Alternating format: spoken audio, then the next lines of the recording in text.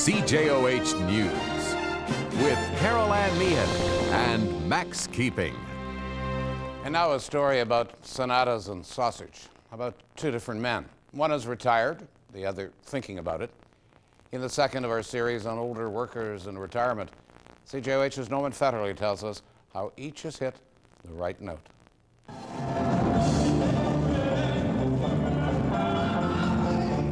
They're Socks, a well-knit group, they say. But the best darn singer of Socks is Laurie Lund. Since two people banged on sticks, people like to make music together, and that's what we like to do. We just love that.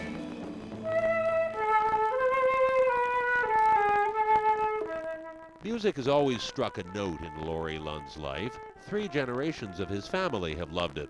He's a music teacher now at Rideau Valley Middle School. Still a few years away from retirement, Laurie sees it as an overture to more music in his life. I will always play, or I'll write. I have a lot of different, I like all kinds of music so that I can play and read music and play anything I want until my body simply won't do it anymore. For Giuseppe Zito, meat is like music for Laurie Lund. The Zito family were butchers for generations. Giuseppe Zito learned it as a young man in Italy. But when he came to Canada, his English wasn't good enough, so he worked for a soft drink company instead. Now, he's retired and returned to being a butcher. Making sausages in the winter for family and friends, for free, for the love of a link with his youth. When I come here 7 o'clock at night, 7:30, 11 sometimes, soon I get the knife in my hand, I stand down here till about 2 o'clock in the morning. I never tire. And this is no small operation. 200 or so pounds of meat.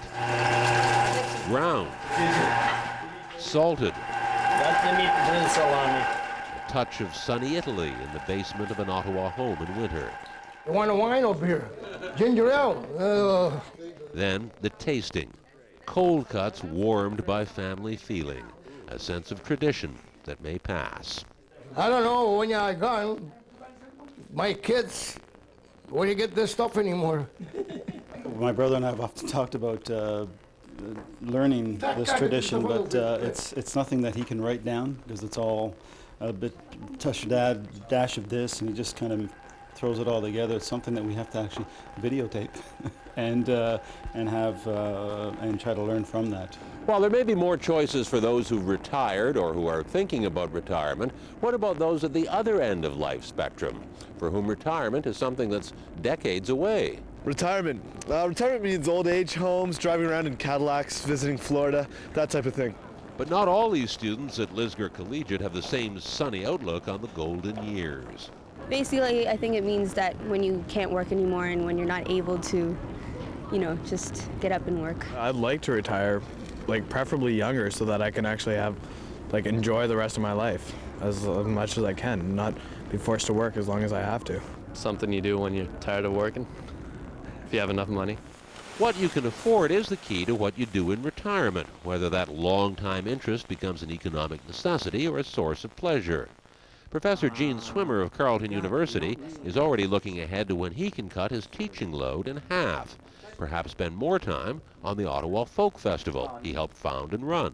The demand for income is not quite as great now when you own your own house and your kids are grown up, so you can make these kinds of choices. So there are no hard and fast rules when it comes to the recipe for older workers, or what growing older and retirement mean. I don't do for money, just pass time. Thai music and Balinese music and Indian music, I don't know how they do that. And I'll have opportunities to find out. Going to the racetrack, lounging around, seeing your grandkids, giving them candy at the store, that type of thing. So we cut our own channels in the stream of life as we grow older, to work or to do more of what we love.